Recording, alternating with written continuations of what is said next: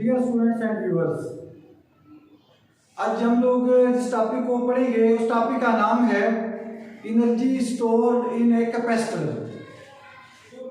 Capacitor energy को store करता है इलेक्ट्रिक फील्ड की फॉर्म में।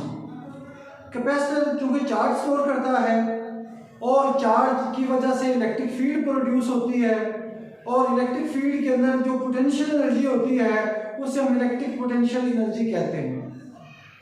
ये क्यों स्टोर होती है? क्योंकि जरा देखें, ये कैपेसिटर की दो प्लेट्स हैं जिनको बैटरी के साथ अटैच किया हुआ है।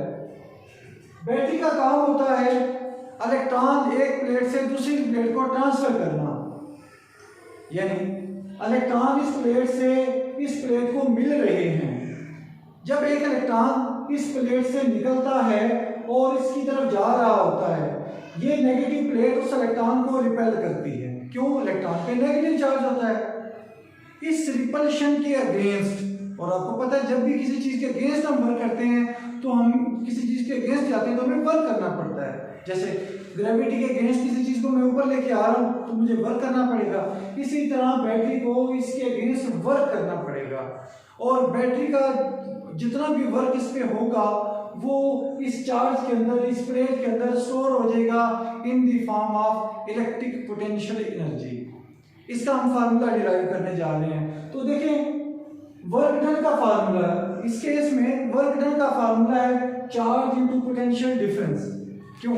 आपने 12th चैप्टर में शुरू में पढ़ा था पोटेंशियल डिफरेंस का formula work done per unit charge. So यहां से वर्क डन इक्वल टू आएगा चार्ज इनटू पोटेंशियल डिफरेंस, ये वाला फार्मूला। इस चार्ज को मैंने क्यू से रिप्रेजेंट कर दिया, क्यू इंटू डेल्टा वी हो गया। अब इस क्यू और डेल्टा वी की वैल्यू हम इस इक्वेशन में पुट करेंगे तो हमारे पास वर्क डन का फार्मूला मजीद सिंप्लीफाई होके आ जाएगा और यही वो वर्क डन है जो चार्ज के अंदर इलेक्ट्रिक पोटेंशियल एनर्जी की फॉर्म में स्टोर हो रहा है। देखें, व्हेनेवर वोल्टेज इज जीरो, शुरू में जब वोल्टेज V1 जीरो के इक्वल था, बैटरी नहीं लगाई हुई थी, तो इन दोनों के दरमियान चार्ज जीरो के इक्वल था। फिर जब आप लोगों ने बैटरी लगाई, इसका वोल्टेज बढ़कर V के इक्वल हो गया, तो उस वक्त चार्ज की फाइनल वैल्यू बड़े Q के बराबर आ गई। अब इसमें वोल्टेज की वैल्यू चेंज हो रही है, 0 से V तक जा रहा है। सो हम वोल्टेज की ना इनिशियल वैल्यू लेंगे ना फाइनल वैल्यू लेंगे, बल्कि हम उसकी एवरेज वैल्यू लेंगे। यानी इस फार्मूले को हम ऐसे लिख सकते हैं, charge into average voltage. Average voltage का फार्मूला क्या है? Initial plus final divided by 2, 0 plus V/2, ये V/2 आ जाएगा।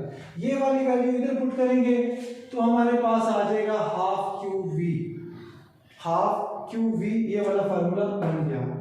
अब Q की जगह पे मैं CV पुट करता हूँ, Q equal to CV, C capacitance है तो ये Q का फार्मूला बचेगा half into CV into again V, ये V से मल्टीप्लाई होगा तो V² आ जाएगा। ये वर्क डन का फार्मूला बेसिकली इसमें स्टोर हो रहा है पोटेंशियल एनर्जी की फॉर्म में और पोटेंशियल एनर्जी को हम U से रिप्रेजेंट करते हैं और U के साथ मैंने नीचे E लिखा है। This E indicates that this potential energy is actually electric potential energy half C²। ये इसकी इलेक्ट्रिक पोटेंशियल एनर्जी का एक फार्मूला है, क्योंकि हम लोगों ने शुरू में डिस्कस किया था कि ये इलेक्ट्रिक फील्ड की फॉर्म में स्टोर करता है। अब मैं इस फार्मूले को इलेक्ट्रिक फील्ड में कन्वर्ट करता हूँ। इसको इलेक्ट्रिक फील्ड में कन्वर्ट करने के लिए इसमें C और V की वैल्यू मैं पुट करूंगा। C कैपेसिटेंस है और अभी आप लोगों ने देखा था कि कैपेसिटेंस का ये पैरेलल प्लेट कैपेसिटर है और पिछले टॉपिक में आप लोगों ने पढ़ा था पैरेलल प्लेट कैपेसिटर की कैपेसिटेंस का फार्मूला होता है A/0/d। ये इन टर्म्स ऑफ वैक्यूम है। V का फार्मूला है ED, ये पोटेंशियल ग्रेडियंट वाला फार्मूला। ये दोनों फार्मूले यहाँ पे पुट करें, हाफ C की जगह पे A/0/d आ गया और V की जगह पे ED, क्योंकि V का स्क्वायर है ED का होल स्क्वायर आ जाएगा। इस स्क्वायर को सॉल्व करें तो D² बनेगा। ये D है, इधर D² है, ये इनमें से कटेगा तो D की पावर 1 रह जाएगी।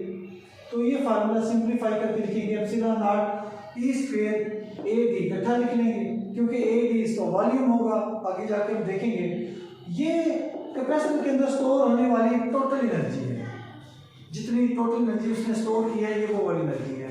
अगर हम लोगों ने कैपेसिटर के अंदर स्टोर होने वाली एनर्जी को ज्यादा बेहतर तरीके से पढ़ना हो तो हम उसकी एनर्जी डेंसिटी फाइंड करेंगे। एनर्जी डेंसिटी कैसे फाइंड की जाती है? Energy per unit volume. मैं कैपेसिटर की टोटल एनर्जी को कैपेसिटर के वॉल्यूम में डिवाइड करता हूँ। कैपेसिटर का वॉल्यूम है AD और AD से आप लोग डिवाइड करेंगे इस फार्मूले को तो AD से कट जाएगा और आपके पास जो आंसर आएगा half epsilon not E square होगा। ये है फ्री स्पेस के लिए, वैक्यूम के लिए। अगर हम किसी और मीडियम के लिए फाइंड करना चाहते हैं तो मैं उस मीडियम के कांस्टेंट से मल्टीप्लाई कर दूंगा half epsilon not epsilon R E square. ये इसके अंदर स्टोर होने वाली एनर्जी डेंसिटी है, जिससे हमें ज्यादा बेहतर इंफॉर्मेशन मिलेगी। इससे अगला हमारा टॉपिक है इलेक्ट्रिक पोलराइजेशन।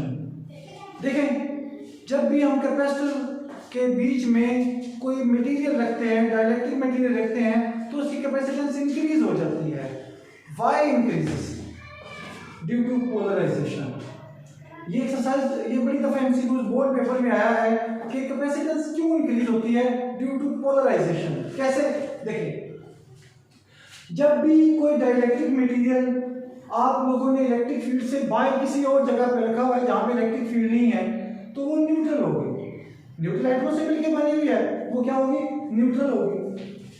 और न्यूट्रल इस तरह का एटम होता है, उसके न्यूक्लियस में प्रोटॉन और न्यूट्रॉन होते हैं। प्रोटॉन पे पॉजिटिव चार्ज होता है, इलेक्ट्रॉन से रिवॉल्व कर रहे होते हैं। ये पॉजिटिव और नेगेटिव चार्जेस इस तरह से एटम के अंदर डिस्ट्रीब्यूट होते हैं कि पॉजिटिव और नेगेटिव चार्जेस का सेंटर कंबाइन होता है, कंसेंट्रिक होता है, कोइंसाइड हो रहा होता है, लिहाजा ओवरऑल इसकी किसी साइड पे कोई चार्ज नहीं होता। लेकिन जब हम इसे इलेक्ट्रिक फील्ड के अंदर रखते हैं तो ये पोलराइज हो जाता है। पोलराइजेशन का मतलब ये होता है कि उस मटेरियल के एटम डाइपोल में चेंज हो जाते हैं। डाइपोल का मतलब क्या होता है? Electric dipole. मैग्नेटिक डाइपोल भी होता है, एक इलेक्ट्रिक डाइपोल होता है। देखें, ये जो एटम था इसका न्यूक्लियस पॉजिटिवली चार्ज है, एक क्वेश्चन है, इलेक्ट्रॉन से रिवॉल्व कर रहे होते हैं।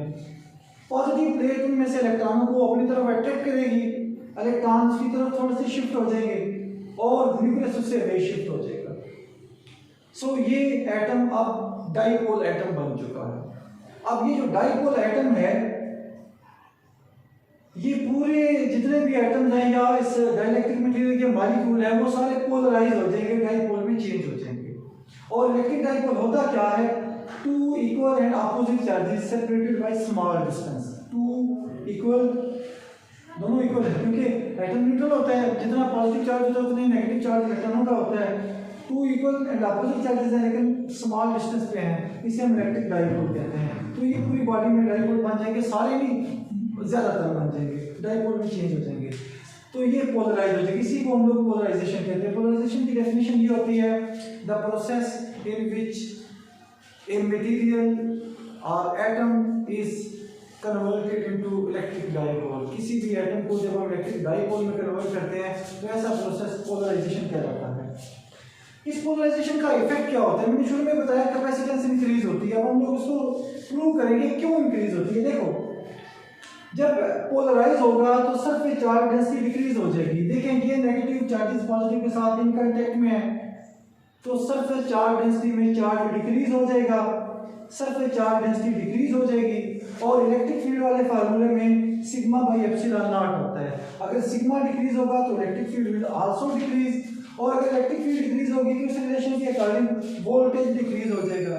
और जब वोल्टेज डिक्रीज होगा, पोटेंशियल डिफरेंस डिक्रीज होगा, तो इस फार्मूले के अकॉर्डिंग कैपेसिटेंस इंक्रीज हो जाएगी।